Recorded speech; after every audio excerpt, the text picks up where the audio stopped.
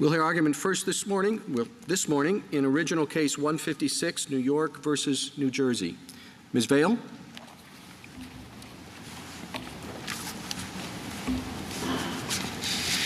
Mr. Chief Justice, and may it please the Court. When New York and New Jersey formed the Waterfront Commission Compact in 1953, they intended to prohibit unilateral termination. We know that from both the historical practice of compacting at the time and the circumstances of this compact. The history and tradition of compacts leading to 1953 shows the prevailing understanding that unilateral termination is not allowed unless the compact expressly grants that power. Out of 80 compacts before 1953, approximately 56 omitted a termination provision. New Jersey seems to admit that despite that omission, most of these compacts did not allow unilateral termination. When New York and New Jersey omitted a termination clause here, they intended the same result: no unilateral termination. New Jersey points to commercial contracts and treatises about them, but states agreeing to jointly regulate labor and protect against organized crime do not have the same expectations as buyers and sellers of goods. Prior compacts and the authoritative treatise about compacts formed the state's expectations here. That treatise says that unilateral termination is not allowed unless the compact expressly says so. The text and circumstances of this compact further show that the states did not allow unilateral termination. For example, the compact requires joint agreement for nearly everything. The likely expectation was that joint agreement would be required to abolish the commission. This intent makes sense because by 1953, the states already jointly managed terminals in a shared port district through the Port Authority Compact, a compact that predated and is expressly linked to the Waterfront Compact. And that compact, the Port Authority Compact, is silent on termination after the Port Authority began operating. The states exercised their sovereignty in forming the compact here and then relied on that sovereign arrangement in developing their shared port. The states would have said expressly if they were going to allow this one state to withdraw at any time and regulate alone in their shared port. I welcome the court's question. If you were suing New Jersey, would you concede that you have subjected your sovereignty to this compact by not being able to withdraw? Well, entering a compact is itself a sovereign arrangement that both states enter. But if you enter into it, are you permanently subjecting yourself, your sovereignty, to the compact terms? Well, you are agreeing to a sovereign arrangement. I don't think that the states intended it here to be permanent. They did think there might come a time when they would jointly decide that it was time to end the compact. But when the two states here, and I think generally when many states turn to the compact form, they do that because it is a special sovereign arrangement where the states are meaning to bind themselves going forward. I think we agree on that, but once doing it, is it permanent unless they agree jointly to end it, if there is nothing said about the length of the compact? Yes, it is. The two states here contemplated that they would end it either together when they jointly decided that it was no longer needed, or they might come together and just decide, even though we think it's needed, it's too much hassle, we're going to do something else. And in this compact, there's also one other way for it to end, which is the Congressional repeal. So that is the other way. They said nothing about ending it. They had other modifications and other terms that had to be jointly decided, but nothing about terminating it. So what I'm hearing you say is that if they say nothing about terminating it, they basically sacrifice their sovereignty permanently unless the other party agrees. Well, two responses to that.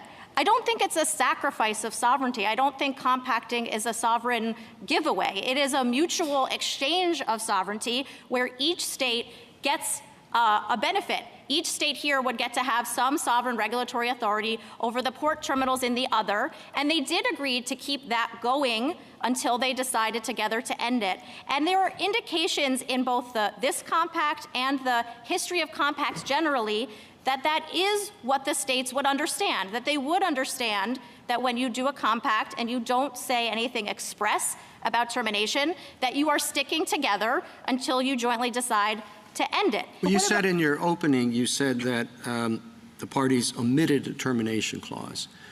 But there's no evidence that they made a conscious decision to do that, is there? We're just dealing with the situation where, as far as we know, they didn't address the issue at all. We don't have a discussion specifically about a termination clause in the history, but we do have indications both in the compact and the history about what they intended. And I think there are 5 indications in the compact, and it's important here to read them in the context of the history because there isn't an express termination provision either way. And the first indication is the express link between this compact and the Port Authority Compact. So this is in Article 2 of the Port Authority, in the Waterfront Compact at 3A in the complaint appendix. It defines the Port District as the pre-existing Port District that was created by the Port Authority Compact and that already existed at the time of the Waterfront Compact.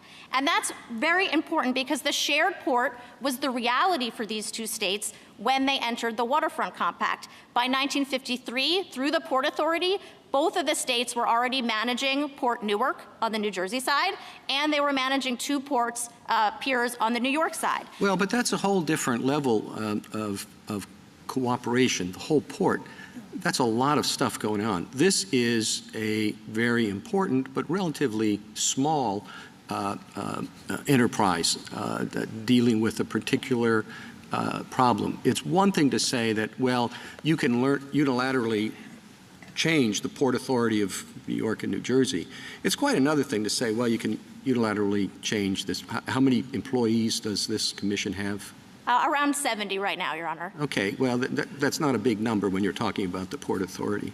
So I'm not sure that either practice or the terms of the compact for the whole Port Authority itself is necessarily pertinent to this really small enterprise. Well, I think the link is very important because although the commission might not have as many employees as the Port Authority, it was a very big deal when it was formed, and it was still, over the past 70 years, been a big deal for this port. When they entered the Waterfront Compact, the 2 states together, because of their shared port, they faced a really tremendous problem of crime and corruption at the shared port that the Port Authority was not set up to deal with. And big deal might not have been the most felicitous term. What I meant to convey is that it's hard to unscramble the eggs when you're talking about the Port Authority as a whole. Here, it's not that disruptive. Well, we do think it would be disruptive, and one reason is because even if you unscrambled the commission, the Port Authority will remain. I think the parties here agree that the Port Authority Compact does not allow unilateral withdrawal, even though it was silent about withdrawal after a very short development period. And so even if you unscrambled the commission, New York still has sovereign and proprietary interests in the terminals in New Jersey that belong to the Port Authority. And you'd be taking away New York's sovereign interest in having a regulatory say over that. And the point of doing a bi-state commission was to better prevent government capture. It is harder for corruption and undue influence to take hold if it has to succeed in both states. Can I ask you about, in response to the Chief Justice who was asking about the parties' intent and the evidence and what we know about it, what about the evidence in the negotiation history that they were silent on termination in part because they did not want to signal to those who would be governed by this compact when it ended? I thought there was some evidence about that. And so in that world, if you're thinking about that, you're not really drawing all that much from the silence that, in fact, they did think, should we put in a termination clause? And the answer was no, because then people would know that we would be leaving and the corruption that you're talking about would start. But that doesn't undermine the thought that everybody knew that this was going to be temporary just until we got a hold of this corruption problem. So what do we do with that evidence? Yeah, you're right. There is evidence that there were suggestions to put in like a sunset clause, 3 years, 10 years, whatever it was, and that was rejected because they wanted to guard against letting the corruption and undue influence come back. Right, but why doesn't that undermine your argument that nobody was thinking about termination, or that they thought that this would go on in perpetuity and therefore both parties would be forever bound? It seems to me that that undermines that view. So why doesn't it? I don't think so, because it shows that there was some thought about termination, and they decided not to say expressly that it would end at a certain point. And what they also discussed was this idea of government capture. New York Governor Dewey said at the time during the Crime Commission hearings that we want to do a bi-state solution, because if you only have one, if you have the two states doing parallel, let's say parallel commissions, then sometime down the line, and Governor Dewey even said this, not immediately, but sometime down the line, corruption and undue influence may take hold in one state or the other, and that would ruin the effectiveness. Right, but I guess you want us to infer from the silence that they intended for this to continue forever, and that or that they would jointly agree to leave, but that one couldn't decide, I'm done and out. And I guess what I'm trying to push back on is that if the reason they were silent was not because they thought this was an agreement for all times, but because they were worried about signaling to the mob bosses that they would be leaving, I don't know that we can draw the inference that you want us to draw. Well, I'll push back on the idea that it was supposed to be for all time. I do think they intended to decide together when it wasn't needed anymore. And I think they didn't intend for one state to be able to make the decision to say, okay, now the mob bosses and the undue influence could be able to come back. And I think, there are other indications in the compact as well, and in the history of the compact, such as the annual reporting to both states' governors about whether the public necessity for this compact was still needed. And if you read that provision together with the Article 1 declarations about what the public necessity is. So in Article 1, the compact talks about the public need, and it's a public need that's joint. It is, they say in Article 1 that regulating port labor is deemed to be the exercise of the power of both states for the benefit, the public safety of both states. Ms. Vail, in that respect, as I understand it, and I am no expert in New Jersey and New York compacts, I confess, it does require funding from the legislature, from both legislatures, to work on an annual basis. And what's the difference functionally between New Jersey deciding not to fund the commission any longer and what it's done here, withdrawing from it? Sure. Well, it's just the assessments come from the shipping industry, but then the budget is presented to both governors, and either governor does have a veto power. But that provision and some of the other provisions that require joint votes in order to act, they do not suggest an implied power to unilaterally terminate. It's the opposite. Do you agree, though, that New Jersey could unilaterally refuse to fund?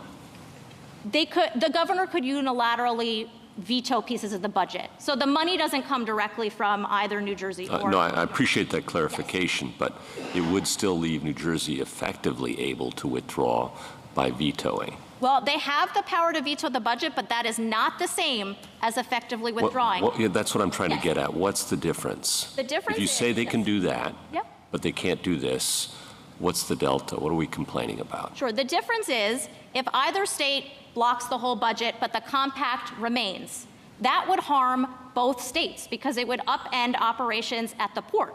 Because now, longshoremen and other workers can't get licenses. Now the commission won't be able to revoke licenses if there are, criminals at the port. When the industry would want to add jobs, that wouldn't be able to happen if But the commission presumably is shut down. all those complaints flow from terminating the compact too, no? Well, but what New Jersey wants to do is terminate the compact and then set up by itself almost the exact same commission, so then it would be able to keep All right, going. and I'm sorry for dragging this out, Sure. but let's say they veto the budget and then set up their own operations. I see. No, so that would... What would prevent them from doing exactly what they've done so far or seek to do so far? Sure, that's because the compact requires for someone to work in the specified jobs in the compact, you have to have a license from the commission. So if New Jersey set up a shadow commission while this compact remained, It could give out licenses, but that wouldn't help anybody because they still couldn't work at the port without a commission license. And so that's why if either state tried to take the commission to the brink by just vetoing the budget, they have the power to do that. But that shows that they have the power to get both states back to the negotiating table, to find a compromise. And that's what we think these provisions show. Ms. Vail, Go ahead. sorry. Can I turn to a different question? I don't know if you gave up the game when you said the parties didn't intend for this to last perpetually. I've been stepping back from this case, and let me walk you through my thinking. What does a compact that lasts in perpetuity mean? It can only mean that it will last so long as both parties want it to last. Any party, both of these parties, even if it said you can't unilaterally get out of this, both parties could come together and say, we don't think this is right, correct? Correct. So in my mind, a perpetual contract is different from a non-perpetual contract when one party can keep somebody on the hook indefinitely. That can be the only difference, correct? Well, I do agree that it's always the case that two states could come together and decide we don't want to do this anymore. So it seems to me that really when we're talking about a non-perpetual contract or a perpetual contract is one where a party can force the other party to stay in even when they don't want to, correct? Yes, and then they also can go to Congress. So we know here that the parties never intended for this to be perpetual. And so I see the question as, what are the situations in which one party can withdraw? Once you said they didn't intend for it to be perpetual, I think that's the end of the game. Well, I think once you assume that, and it's very clear they didn't intend this to be perpetual, Justice Jackson pointed out the reasons, then really what we have to be able to say is one party can't keep the other on the hook forever. Well, I think when they referred to perpetual in the history here, they were acknowledging that they thought at some point the two states would come together and decide to end it. And I think that doesn't make any sense because both legislatures get the annual reports. And I don't see what they can do with it other than to choose to either veto items or say, I don't want to be in this anymore. It doesn't make any sense to say, we don't intend this to be perpetual, but we're going to let one of the parties keep us there forever. It's a contradiction in terms in my mind. Well, I think there's also a difference between it's always the case that states could come together and decide to end a compact, even if they think this is still a great idea, but for whatever reason, we just don't like it anymore. It's too much of a hassle. But what they meant here when they said it's not perpetual was that they had a joint problem in a shared port, and they wanted to take care of it together with a bi-state commission because that commission provided extra protection against government capture. Ms. Vail, if the compact had not been entered into, both New Jersey and New York could exercise criminal law enforcement authority and regulatory authority over the portions of the covered area within their borders, right? That's right, although both states do still have criminal law enforcement authority in their borders. They would have plenary authority, except insofar as the federal government had authority, but another state would not have authority there. Correct. Okay. Now, your argument is, and the parties may have agreed to do this, to surrender this sovereign authority perpetually. And I think that's been the thrust of some of the questions. So isn't that an extraordinary thing? And shouldn't there be a presumption against a state having done that, which could be overcome by a clear indication of a contrary intent? Well, I think it's not an extraordinary thing in compacts. And this is where if you look at the history of compacts leading up to this one, and if you look at the 3 compacts that these 2 states themselves had entered before this one, it shows that it was quite the tradition and practice to enter compacts without having a termination provision in it, and to understand that those compacts would continue until both states decided to end it. Is there a distinction? I mean, my understanding is that this background rule that you're referring to about no unilateral withdrawal applies primarily in the context of boundary disputes or shared water, which is an entirely different thing. Well, we don't think that that distinction, this vested rights theory, holds up when you apply it to compacts. And even if you did apply it here, we think this compact fits within it because the regulatory authority is tied to a geographic district. And I think if we look maybe a little bit at the history and how it unfolded, that might help. So can I just clarify one thing, though? When you said it's tied to a geographic district, there was no ceding of any sovereign authority over water. I mean, New Jersey and New York didn't say, here, we're going to move the line between the states, anything like that. You're just saying that it was joint regulatory authority over the same geographic area. Well, yeah, the geographic area had already been designated, like with meets and bounds, in the Port Authority Compact. That's the Port District. And then this compact expressly refers to that Port Authority Compact and says the Port District that pre-exists, that these two states have already decided to have a shared regulatory power over, that's going to be the district where the Commission's power is also linked to. But it's just about regulatory authority. It's not changing who owns the property. It doesn't change where the border is. That's correct. Okay, that's all I'm trying to establish. It's just shared regulatory authority. Yeah, I mean, I guess one way to think about it is in this compact, it's in two different pieces of paper, right? So sometimes you have compacts that both set the boundary and set up the jurisdiction sharing in one piece of paper. What happened here was that they did the Port Authority Compact, they set the district, they had some sharing, and then later they had a problem that the Port Authority wasn't able to handle, so they did a second compact linked to the first that has more sharing, And this is, if you look at the evolution of compacts, this was the tradition to omit a termination clause and yet understand it to not allow. Justice Kagan? Do you understand ordinary contract principles to cut against you? In other words, do you accept the proposition that to rule for you, we would have to say that there's a different tradition and practice and default rule in compacts than there is in ordinary contracts? Yes, although even under regular contract principles, the first order of business is to look for the party's intent, which we think can be discerned here. And even in contract law, there are times when the default rule is different for certain specific kinds of contracts, like settlement agreements, you can't usually withdraw at will. Covenants that run with the land, you can't But the usually usual rule, I take it you agree, if there's no specific provision in the contract and if there's no clear indication of the party's intent from their negotiating positions or their performance, or we're kind of at sea. The usual rule in contract interpretation is, there's a contract with continuing obligations on both sides.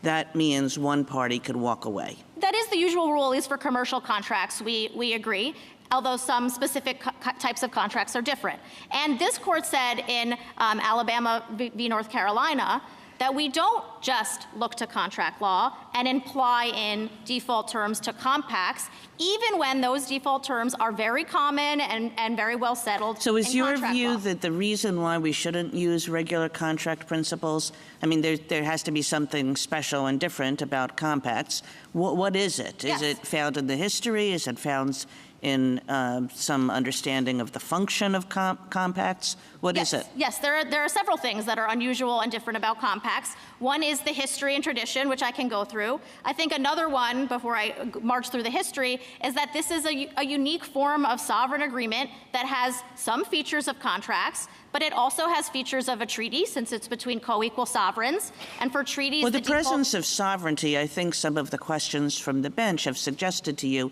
at least cut both ways. You might say, well, it's a unique form of sovereign agreement, but Justice Alito just said to you, isn't it a kind of weird thing to think that any state gives up its sovereignty forever? So at the very least, these considerations of sovereignty cut both ways. It makes me think we should just go back to ordinary contract principles? Well, I think there is a very different tradition and understanding for compacts. And that's because if you look the pre-1953 compacts, as I said at the beginning, 80 of those, and these are listed in the Appendix A in the blue brief, there were 80 and 56 omitted a termination clause, and yet New Jersey admits that many of them, I think about 36, do not allow termination.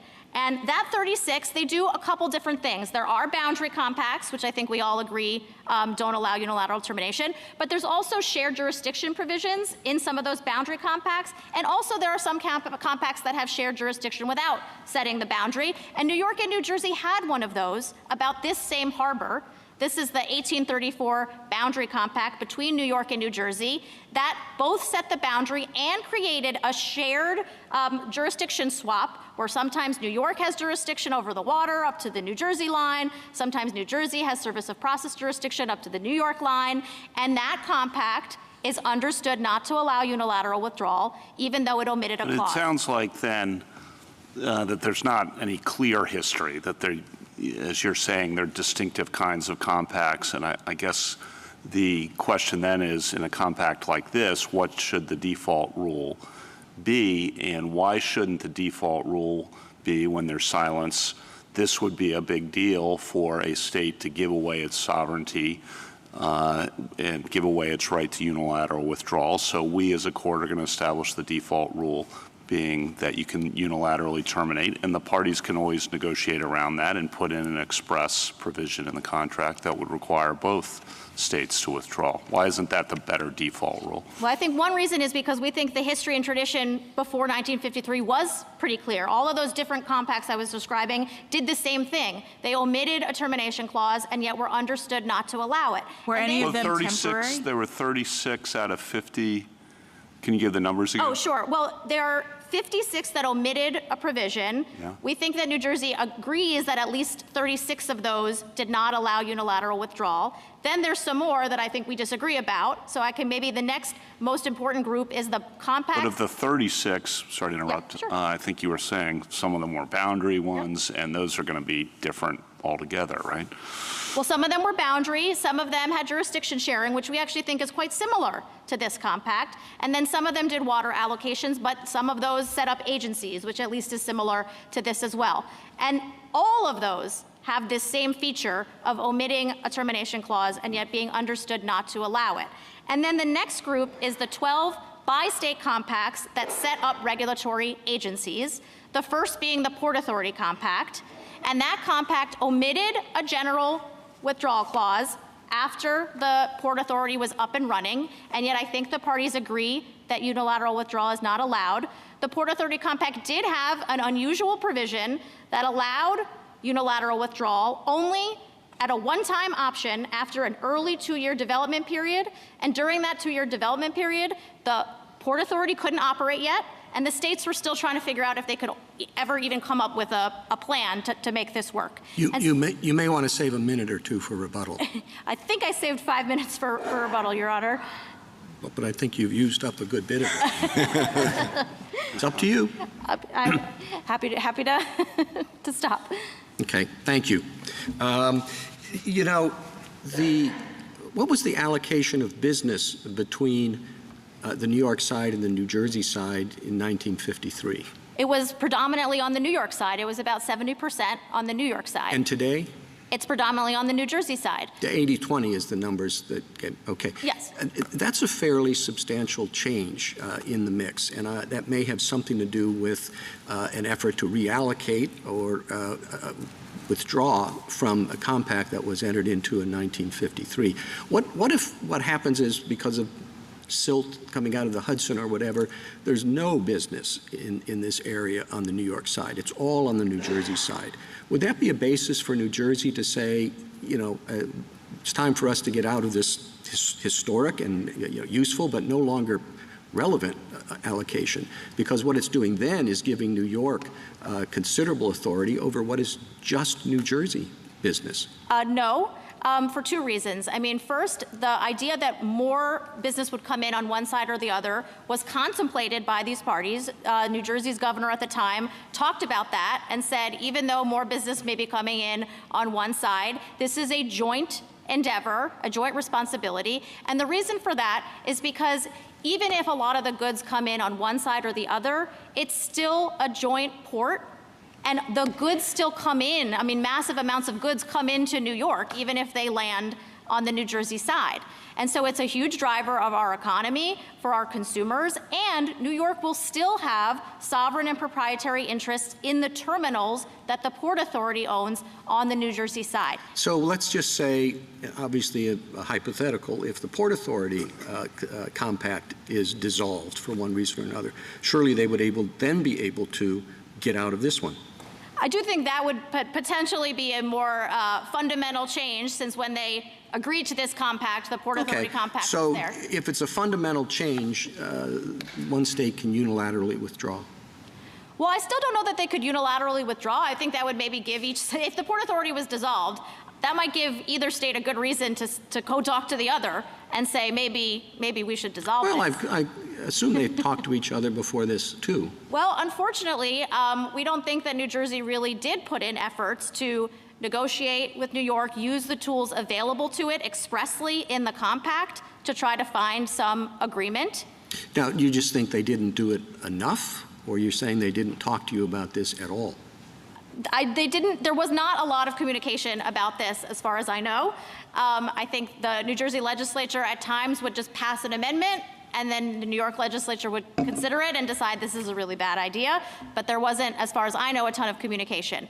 And I think you can't just divide up the port or unscramble this that easily, because both states relied on the Commission's by-state protections in moving forward with the overall joint endeavor of the Port Authority. So they set up the Commission to do this together, and then they relied on it in building out the port together. So New York and New Jersey together, for example, through the Port Authority, built Port Elizabeth, the first modern container terminal, which is on the New Jersey side, and the Port Authority still owns that facility. Thank you, Counsel. Justice Thomas, anything further?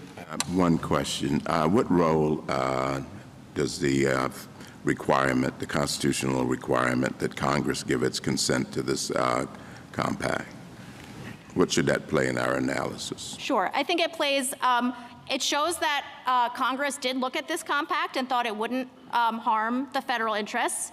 Congress did specifically reserve the power to repeal the compact or its approval if it wanted to.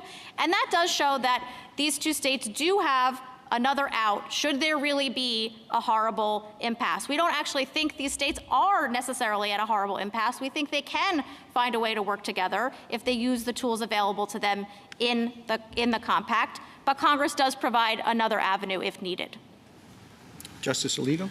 If this were a treaty, could New Jersey unilaterally withdraw?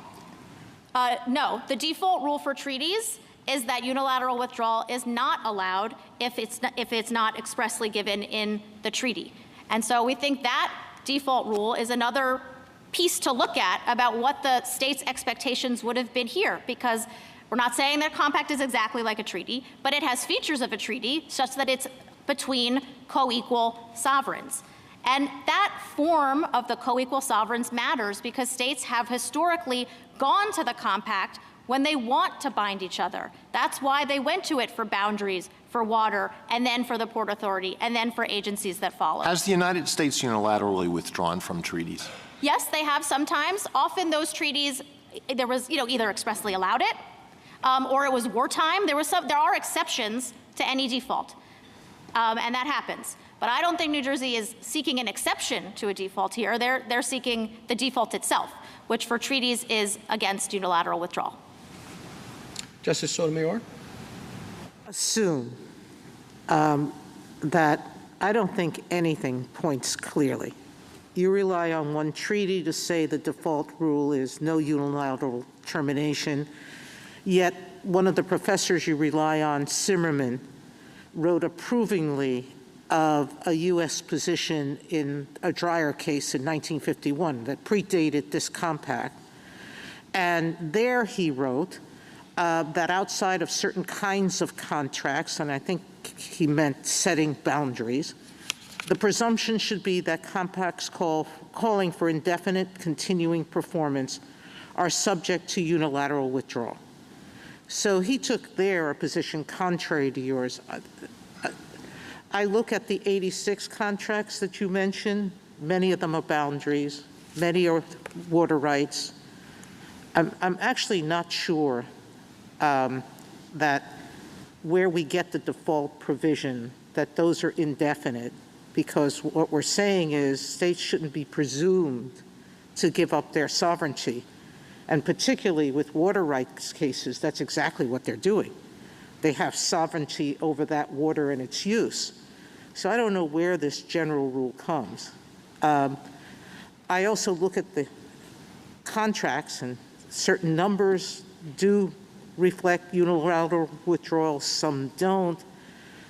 The history is just all over the map. I keep going back to my simple point. Isn't the simplest rule is not one that makes presumptions about 86 contracts or compacts that I know nothing about. All of them seem very varied. Some of them have commissions, some of them don't. Some of them set boundaries, but they also create independent agencies. Why isn't the simple one, if the parties don't expect this contract to be indefinite, unilateral withdrawal is presumed? It's a simple rule. Here, the parties clearly stated it wasn't going to be forever, unlike your Port Authority compact. Why isn't that a better rule?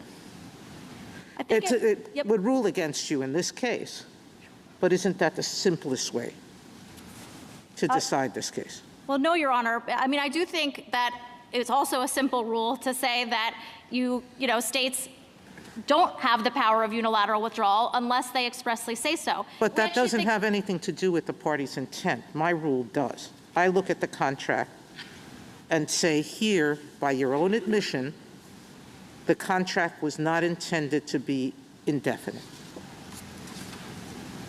I don't go to rules. I go to what the contract intends. But I think what these parties intended was to do the same thing that had been done before them in many other compacts, in the Port Authority Compact, in their own prior compacts. No, the compacts are missed. Some give unilateral, some don't. Some are explicit, some aren't. They're all over the map. But I don't think that's accurate for the pre-1953 compacts. I think before 1953, it was fairly unified. There was no tradition at all of allowing unilateral withdrawal. The problem with that argument is until 1921 or so, most of the compacts only had to do with setting boundaries. That's right, but after so you're talking about a very short history that goes both ways. But I don't think the history before 1953 does go both ways. Because before 1953, if you look at the bi-state compacts, which we think are most relevant, because for a bi-state compact, withdrawal terminates the whole compact, which isn't necessarily true for multi-state compacts. For bi-state compacts, there was no tradition of allowing unilateral withdrawal. They either omitted a provision and seemed to have been mostly understood not to allow it, or they expressly prohibited unilateral withdrawal, and those that expressly prohibited unilateral withdrawal were boundary and water allocation compacts, so they seem to have just been confirming the very same default rule that New Jersey agrees applies to boundary and water allocation compacts. And the Zimmerman treatise cuts in favor of New York, because there is an article where Zimmerman sort of mused about the position taken by the federal government in the Dyer amicus brief, but both in 1951 and 1961, Zimmerman wrote the authoritative treatise on compacts, and he said that unilateral withdrawal is not allowed unless there's an express provision for it. And I think it is much more likely that the states would have been turning to treatises about compacts than treatises about contracts. And the Zimmerman treatise is not a law review article. It was published by the Council of State Governments. Zimmerman advised on compacts that New Jersey was a signatory to, and this really was a resource at the time on compacts. Thank you. Justice Kagan? Ms. Viola, I think you said to Justice Thomas that you don't view New York and New Jersey as at an impasse, but most of the time parties don't get to this court unless they're at an impasse.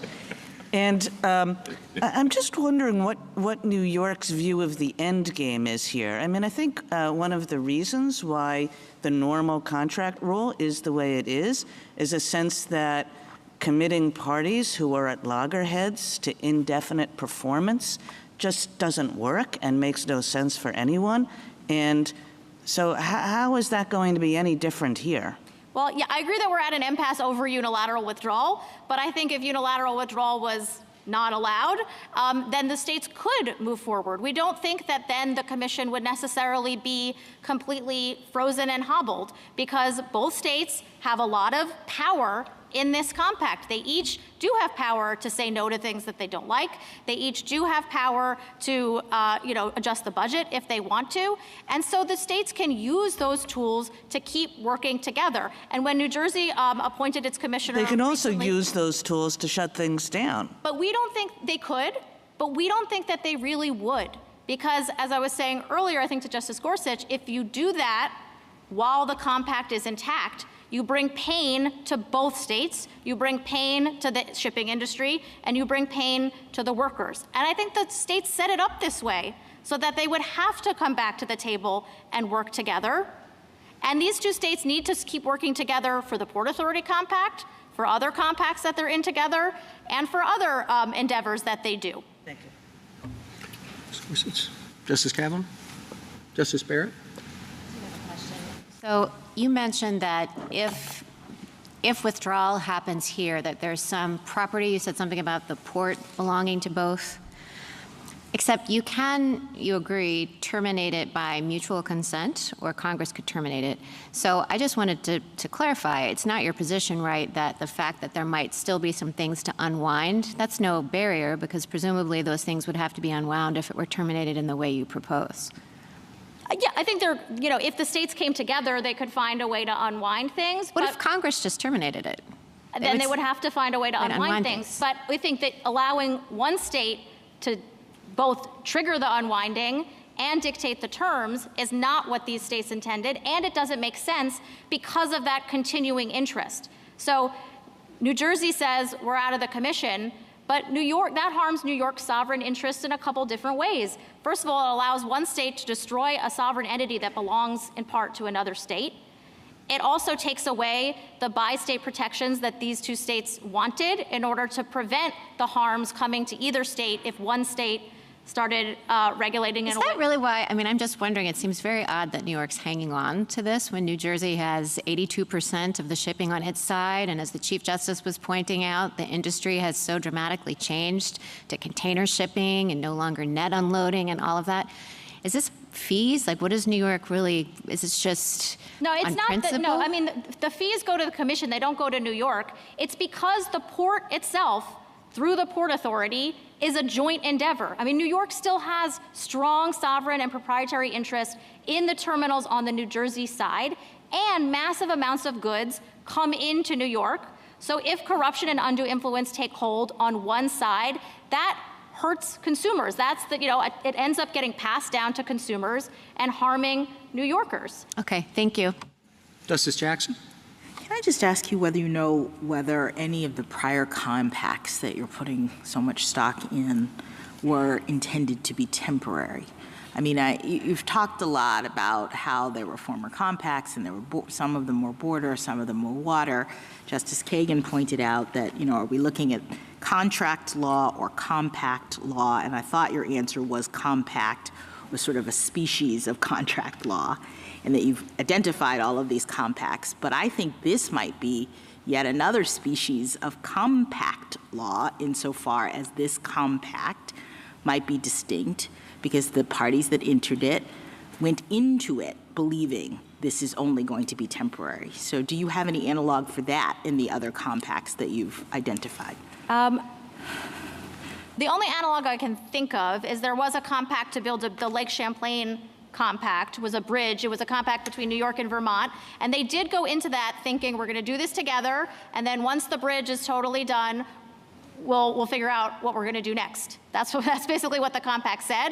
And then once the bridge was built, I think there were some funding issues. And eventually they decided together to end it and to do it. Well, I mean, I don't know how analogous that is, because they went into it with a project that seemed to have a definite duration, that is the building of the bridge. I'm just going off of what you said.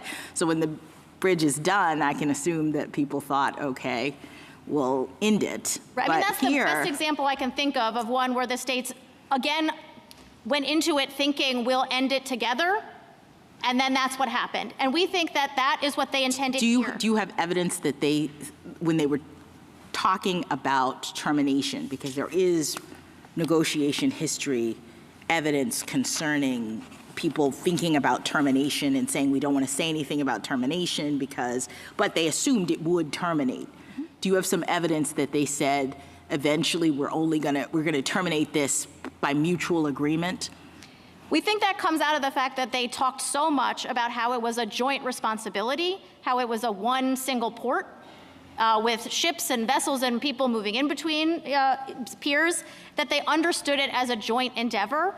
And so even though they thought we will end it at some point, it was a joint endeavor, and so they thought they would end it jointly when the time came. One last question about treaties. I understood that there were exceptions to the sort of unilateral withdrawal point that you made, and that one of them was commercial or trading agreements could be the subject of unilateral withdrawal if they were in a treaty. So why wouldn't this fall into that exception, even if we thought that this was like a treaty? I don't think that this is like a commercial treaty. The two states are not, buying and selling goods between each other or sending commerce between. But they're regulating commerce. They're regulating commerce, but they're doing it through licensing of labor. They're doing it through a law enforcement role to protect against organized crime and corruption at the port.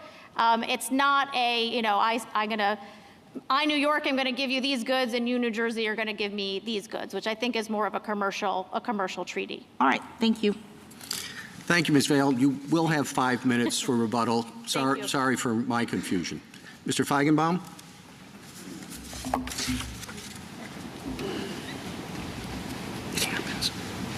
Mr. Chief Justice, and may it please the Court. The question this case presents is whether the Waterfront Commission Compact prevents New Jersey from reclaiming its police powers. As New York admits, there is nothing in the plain text of the compact that expressly limits New Jersey's withdrawal. And as New York this morning has confirmed, there is nothing that justifies a perpetual veto in an agreement New York now admits is not itself perpetual. Instead, the compact's silence confirms that settled background rules apply.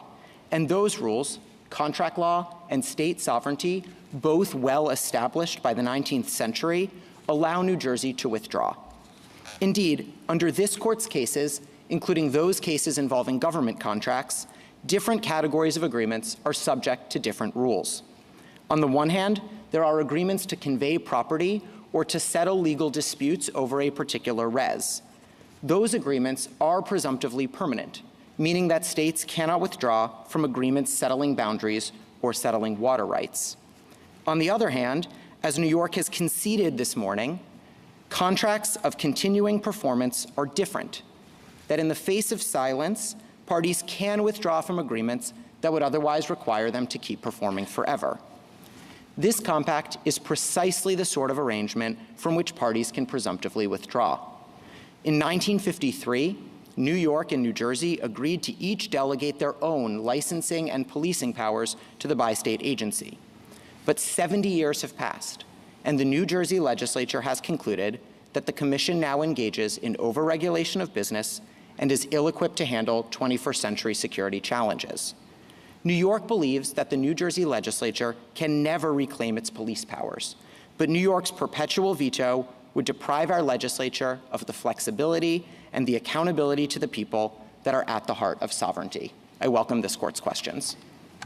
But on the other hand, it seems as though if you can just walk away, you deprive New York of any sort of binding characteristics of a compact. I don't think that's right, Your Honor, which is why compacts so frequently do include express unilateral withdrawal provisions. While the parties remain subject to the compact, they are, of course, bound to its terms. But as in contracting law, and consistent with what this court has said since the 19th century in Newton and Providence Bank about government contracts, it can still be binding on the sovereign, while nevertheless not preventing the sovereign from controlling its own police powers going forward and making changes where necessary to stay accountable to the people. Do you think that would also be your view if New York had walked away? We do think that would be our view. I realize that what's good for the goose is good for the gander, Your Honor. And in particular for this compact, especially after 70 years have passed, as we have in this situation, we do think New York could walk away. We think the compact structure confirms that it would be incongruous to allow the parties to bring the commission to a halt, but nevertheless remain trapped within it forever. But we also think contract law and sovereignty principles cut this way. Well, finally, in water cases and boundary cases, there's a vested interest on the part of the parties, the sovereign parties. Do you think that New York or even New Jersey have either has any vested interests in aspects of this compact? No, Your Honor, and I think this court's cases going back about 200 years now help make clear exactly what that kind of settled right is and what that kind of settled right is not. So this court has used the phrase vested rights as effectively a shorthand to convey the sort of settled property promises or the settled legal disputes over res from which parties, including sovereigns, cannot later withdraw. So that's cases like Fletcher versus Peck in the land grant context, and that's cases like Hinderleiter in the water rights resolution context. What this court has said on the other side, again going back to the 19th century in cases like Newton and in cases like Providence Bank, is relying on how the government is exercising or delegating its police powers is not the sort of thing another party, even another state, is entitled to rely on forever. Those are our police powers. And in making sure that future legislatures have the ability to legislate as they see fit means not committing their exercise of those powers through mere silence. You say that either party can just walk away, right? But of course, that's not true. This has been going on for 70 years. There are buildings here, buildings there, bank accounts, ongoing investigations. It seems to me it's going to take a long time and hard work to kind of unravel all this. So isn't that a reason that the proper rule may be that you can't just walk away?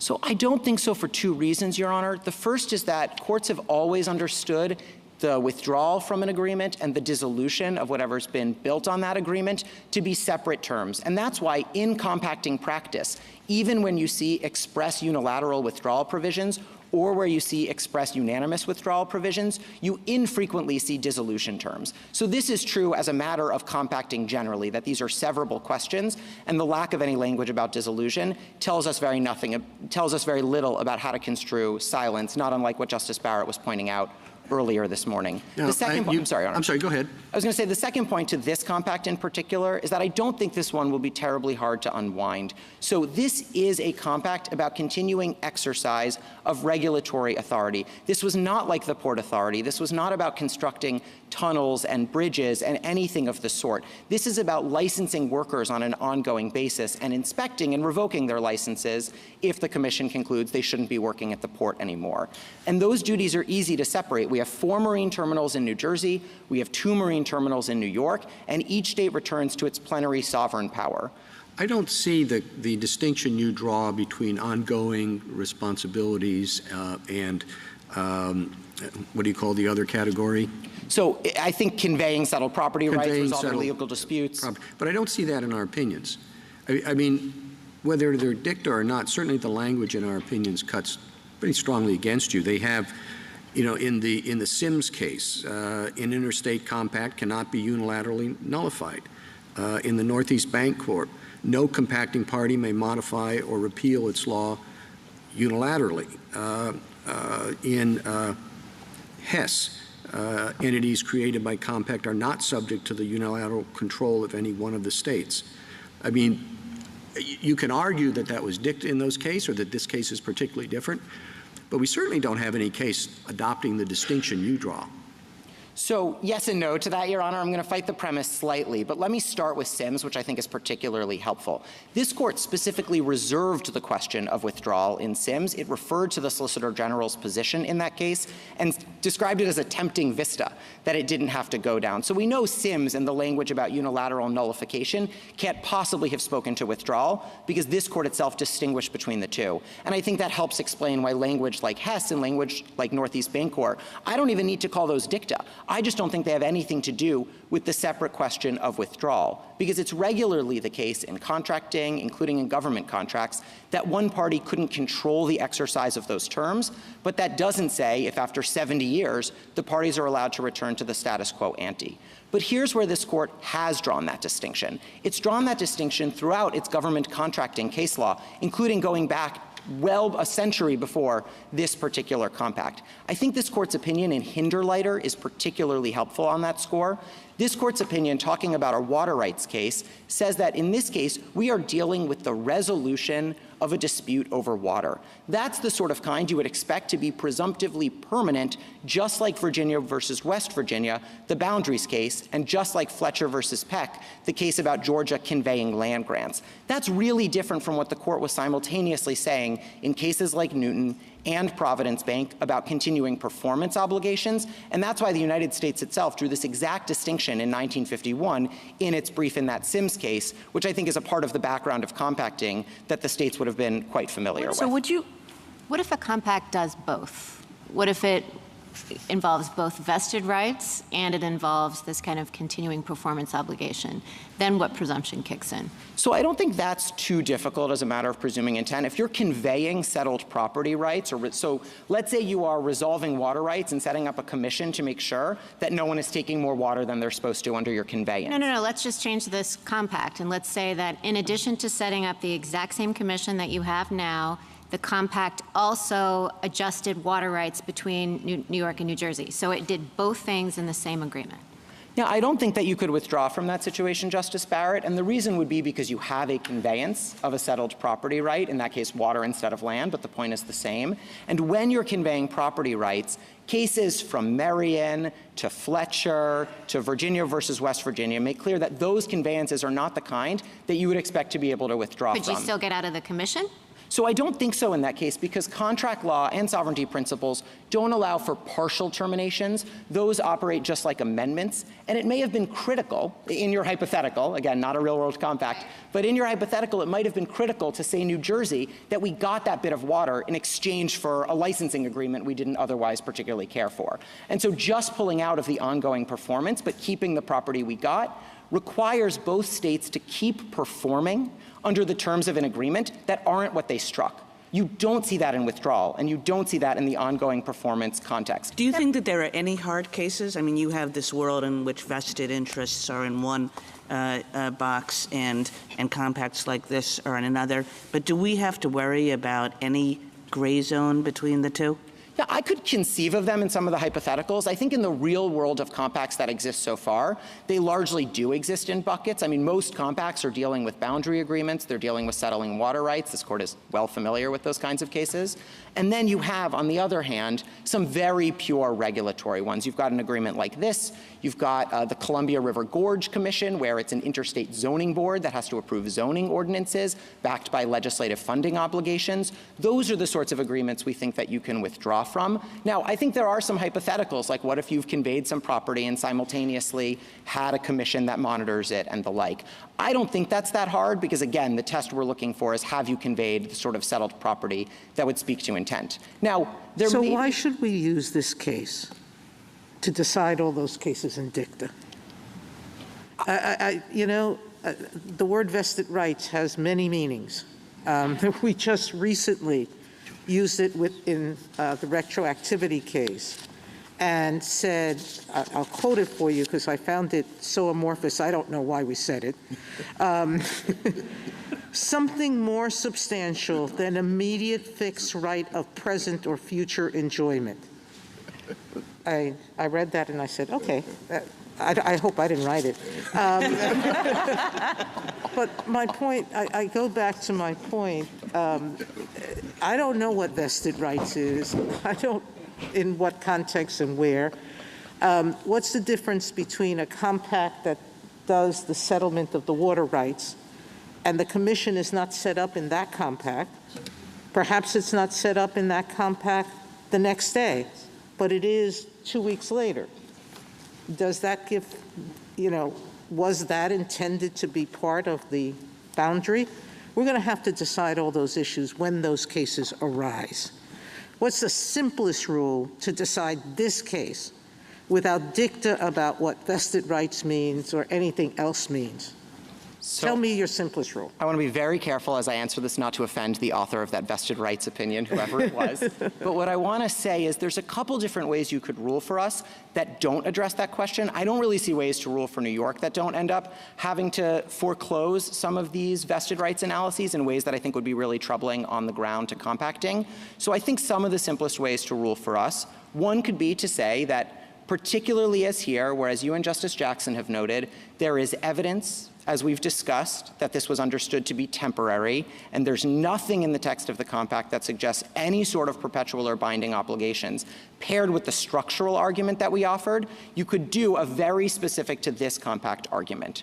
You could also say there may be more challenging cases in the future where there is a marginal application of whether you've conveyed settled property rights or whether you have only ongoing performance obligations, but that's not this case. This case is the classic example of police powers. We are simply exercising and delegating our taxing authority, our licensing authority, and our law enforcement authority. I don't understand that species. Obviously, I understand the first because that was the thrust of my questions to your friend on the other side. But help me to understand why it matters that police powers are involved here. I thought we were applying contract principles, and the reason that you would win was because the parties intended at the time of the contract to have this agreement go on not indefinitely, and the background black letter contract principle is that when you don't speak to termination in a services kind of contract like this,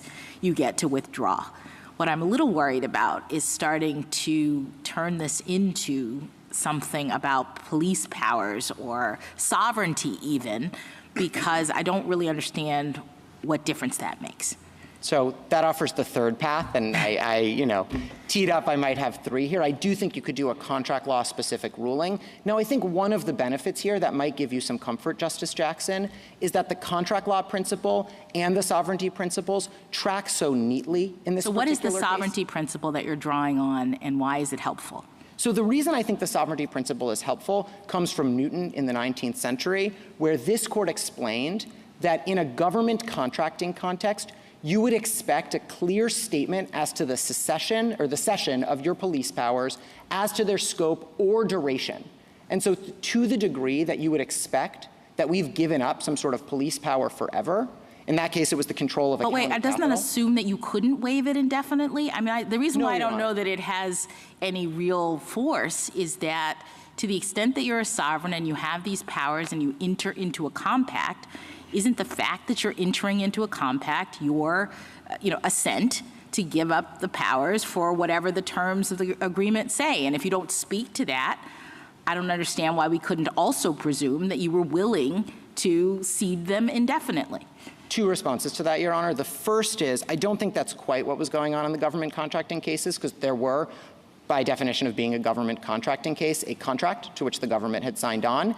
And nevertheless, the court was saying that because of the importance of the police powers, it is a momentous thing to essentially give that up in perpetuity, subject to the other party. So even when you can do it as a constitutional matter, you would expect something clearer. It's like the canon against derogation of the common law. You can derogate the common law.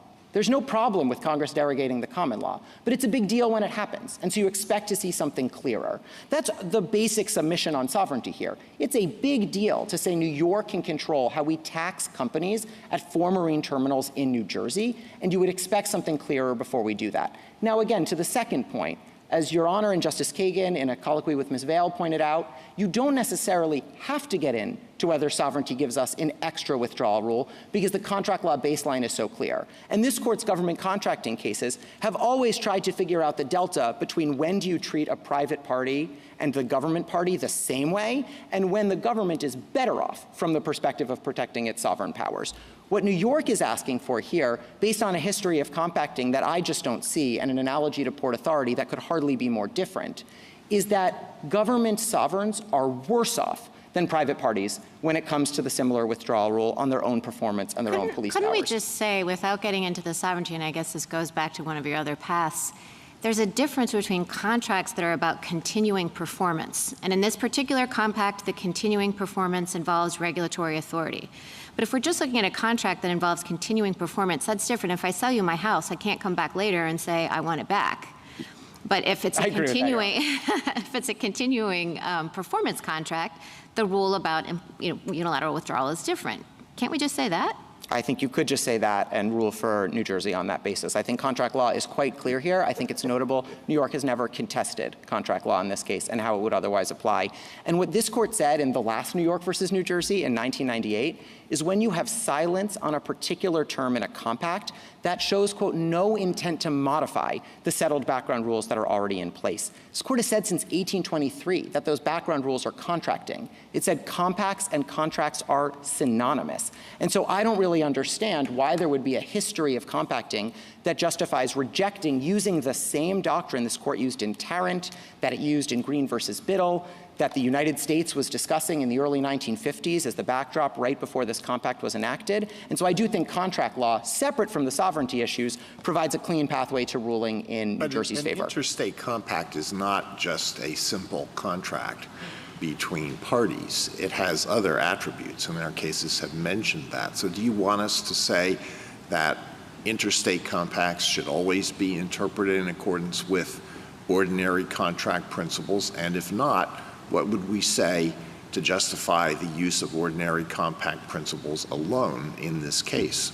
I think this court's cases already provide a clear dividing line. So on the one hand, this court has already said that when the background contracting principle would require you to conflict with the text of the compact, that the statutory interpretation exercise does not allow you to do that. And that's Alabama versus North Carolina. But at the same time, cases like Tarrant and the last New York versus New Jersey make clear that where you have silence on a particular compact term, that the background contract law speaks to the silence of that agreement. So that's our clean organizing principle for when contract law steps in as the backdrop and when it doesn't. When the parties don't speak to the issue in their agreement, that is a sign they did not intend to modify what would otherwise have been the background rule. I don't know what New York's organizing principle is for when you use contract law and when you don't. I understand they don't think it applies here. It obviously did apply in Tarrant. But we have a clean, don't allow a conflict, but do use it to fill the silence of an agreement. Now, to the degree this court thinks compacts are, Your Honor, I see my time's expired. You can finish your sentence. Thank you, Your Honor. To the degree that this court believes compacts are distinct, I think that also squarely cuts in our favor because of the special sovereignty interests long established before 1953 that suggest that a cession of our taxing, licensing, and policing powers should not be permanent. Thank you. Thank you. Justice Thomas? One quick question. Does the consent, Congress's consent, play any role in our analysis?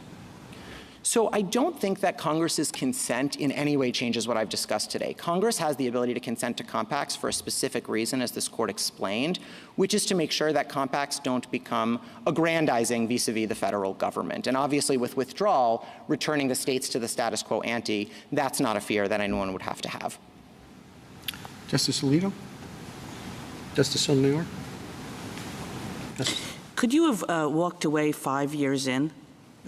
I think we could have walked away 5 years in. I think 2 points about that. The first is, I think that's the better rule when it comes to sovereigns. I think a contrary rule would require legislatures to guess if enough time has passed before they start exercising their own authority, and that's never been applied to government contracts. The second point I'll make about that is that a reasonable time requirement, which would be the only sort of contrary rule, would be one that really only applies when you have asymmetrical bargaining as in a distribution agreement, and one party had to do specific upfront costs the other party didn't have to do. The Second Circuit's case in Campagna talks about this. That doesn't apply here either. And then third, even if this court disagrees or wants to reserve that question, New York has never challenged that 70 years is not enough time, and I think as a matter of law, it clearly is. Justice Gorsuch? Kavanaugh? Justice Barrett?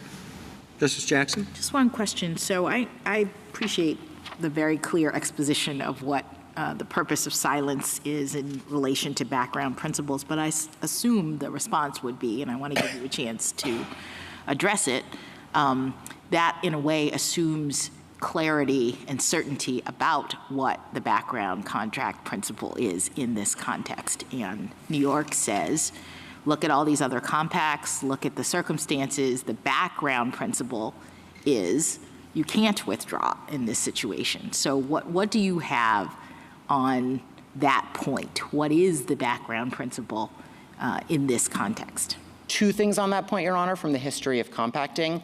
The first is that it was well established by that point that compacts were contracts. I talked about Green versus Biddle from 1823.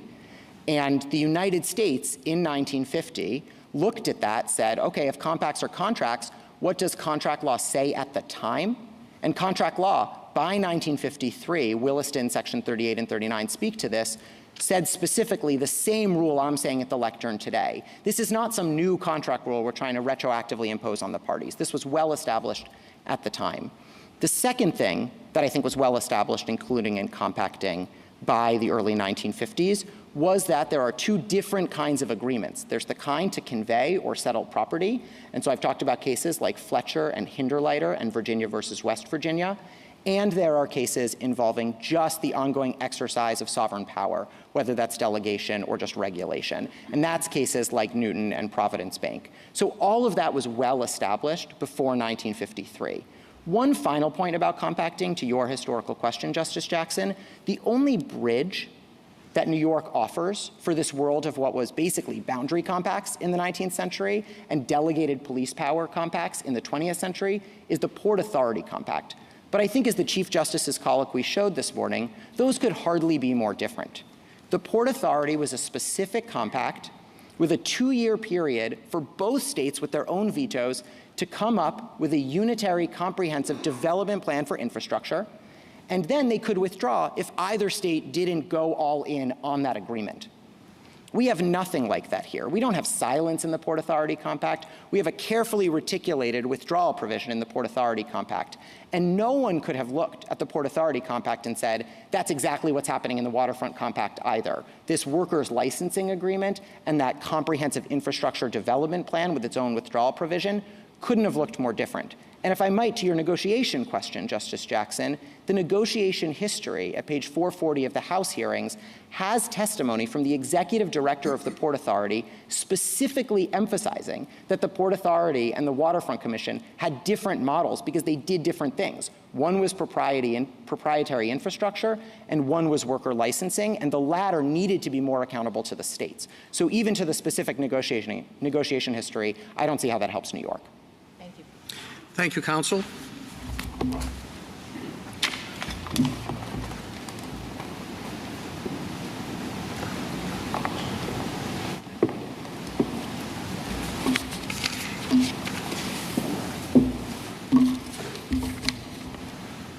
Mr. Rayner. Mr. Chief Justice, and may it please the court. Under settled compact interpretation principles, New Jersey should prevail in this case. New York doesn't dispute most of those principles. It agrees that the compact does not expressly preclude unilateral withdrawal. It agrees that contract law permits unilateral withdrawal in cases of ongoing and indefinite performance. And it agrees that courts presume that a sovereign has not ceded its ongoing police powers. Instead, New York contends that compacts have long been understood to preclude unilateral withdrawal. But the historical record doesn't support that claim for compacts like this one that involve the ongoing and indefinite exercise of sovereign police power. New York also critiques the line drawing that it says is required under New Jersey's interpretation, but New York itself avoids that line drawing only by adopting a categorical rule that dispenses with settled interpretive principles. I welcome the court's questions. Mr. Rayner, is the compact federal law, or is Congress's consent federal law? Yes, this was approved in a federal statute by Congress, signed by the president, so it is a federal law. So what role does the fact that it is a federal law play in our analysis? I think there are some circumstances where that may affect the contract law analysis. So in Alabama v. North Carolina, the court said you can't apply background principles of contract law to overcome clear terms in the compact. That's one example where the two analyses might diverge. It's also conceivable that Congress could add a condition to its approval of a compact, saying that withdrawal is inappropriate except in certain circumstances, but it hasn't done that here. And because the compact is silent in this case on withdrawal, I think it really doesn't change the analysis. So normally a federal law has preemptive effect as between the federal government and states. This is obviously not the type of law that you would normally see in that context. So if it doesn't have preemptive effect, does it have any overarching effect similar to preemption? I think it actually does have preemptive effect. So New Jersey couldn't act inconsistently with the compact while the compact is in effect. It couldn't go down to the waterfront and start obstructing what the commission is doing. I don't think that the preemption question answers the withdrawal question, though, because in our view, the compact is best understood to permit withdrawal. So there's nothing about the preemptive effect of the compact that would somehow preclude that. There's been some questions this morning about whether we should follow just regular private law contract rules, and I think actually that's not a cause for concern in this case because the sovereignty principles point the same direction as the contract law principles in this case. New York has conceded that the contract law principles are that unilateral withdrawal is permissible for ongoing performance contracts. And the same rule, as this court explained in Tarrant, applies to compacts where we're talking about cession of sovereign authority. We're not going to assume in the face of silence that a state has given up its ability to exercise its police powers forever. So in this case, I don't think you have to worry too much about segregating sovereignty-specific principles from private law principles because they dovetail and they point in the same direction. So what do we do with a compact on water rights that many of them, I suspect, have to do with licensing and taxation? That's comparable to here, police power. What do we do with a compact like that? So most of the water rights compacts, Justice Sotomayor, are essentially settlement agreements because the states have conflicting claims to the water. So under this court's cases, downstream states are entitled to equitable apportionment of water flowing from upstream. And New York agrees, New Jersey agrees, we all agree that that type of settlement agreement, presumptively, you cannot withdraw from. Now, as part of those settlement agreements, they sometimes establish commissions that are designed to facilitate the operation of the settlement. The fact that you've agreed tells us anything we say with respect to that issue would still be dicta, correct? You can't concede a point and bind other parties in another case who might have a compact of that nature and come in and say, this is just a secession of police power. And you've announced in New Jersey versus New York versus New Jersey? So I actually don't think that that fits really in the police power category because the commissions in those cases just facilitate the operation of the settlement agreements. I'm just talking about something in the future. I'm beating a dead horse. Just one question. I have looked at some of the compacts, and the ones that I found before 1953 that include permission to withdraw unilaterally, all of them required notice, and notice of a particular amount of months, 6 months. I think it favors the government, New York, that this doesn't talk about withdrawal, and every other one that assumed unilateral withdrawal did. What do I do with that historical fact? I agree that the absence of any dissolution provision is a marginal point in New York's favor, but I don't think it carries the day here, in part because notice provisions could be implied. There are some sources, the Uniform Commercial Code, for example, that suggests that notice is part of the background rule here. Yeah, I've been thinking about that, but that really takes away from Justice Scalia's point in Alabama that we shouldn't be adding terms to compacts. Yes, I recognize that, Justice Sotomayor, but I think Alabama is distinguishable because there was an express withdrawal provision. The court said you can't qualify it. But here, since we're talking about silence and you're going to be potentially allowing withdrawal just as a matter of the default rule, I don't think there would be any Alabama problem with also saying that under that default rule, notice is required. New York hasn't pressed that argument. They clearly have substantial notice in this case. As to your earlier point about binding future parties, if the court wanted to adopt a narrow interpretation here, I think a simple, easy way to do it would be to say that when the compact exclusively provides for joint ongoing exercise of sovereign authority on an indefinite basis, we're going to presume that unilateral withdrawal is permissible. What about the treaty? What about the treaty rule? It was my understanding New York said that it was the rule in treaties that unilateral withdrawal was not permitted. I thought the opposite was true from the restatement third. So what's the United States' position? Which is the default? So the treaty rule is not very clear. The Vienna Convention says that the default is that unilateral withdrawal is not permitted. The United States is not a party to the Vienna Convention, although we accept it as a guide to these kinds of situations. I think under treaties, like under contracts, you have sort of a spectrum. And at one end, there's things that are clearly not withdrawable, so like boundary treaties, for example. And at the other end, you have commercial treaties, which do permit withdrawal. The United States has withdrawn from treaties that impose ongoing obligations. So in 2005, we withdrew from a dispute resolution protocol, and that didn't expressly provide for withdrawal. I think, in 1951 in the Dyer brief, the Solicitor General also said treaty law would generally permit withdrawal for this category of compact. So if you're interested in treaty law, I think it still supports New Jersey in this case, but I acknowledge it's somewhat of a murky area. And given that the court has said that contract law is the correct lens for looking at these kinds of questions, I think that's the better way. But it doesn't strongly support, if treaty law is murky, that's one thing, but it doesn't. It's the United States position that it does not strongly support New York, that we shouldn't take the Vienna Convention as a hard and fast rule that, in treaty law, you can't unilaterally withdraw, so this is different. That's correct. And the Vienna Convention itself says that it can be the default rule can be overcome by circumstances or by the intent of the party. So it sort of throws it back onto a context-specific inquiry. Can I ask you? What if we looked at? Can I just ask about what appears to be the clear preference in going this sovereignty route, and I'm just trying to understand it. If we would prefer to cabin this by keeping it in the realm of contract, would that be sufficient to rule for New York in this case? New Jersey in this case, or would we have to have some reference to sovereignty? And let me just tell you what my concern is. You say don't worry about it because in this case they both come out to the same place. But I can imagine there could be a future case in which they don't, in which you'd have contracts leading in one way and sovereignty leading in another. And I don't know that I want to signal at this point how that comes out, meaning we preference the sort of sovereignty principles in that scenario. So could I do this just on contracts, and if so, how?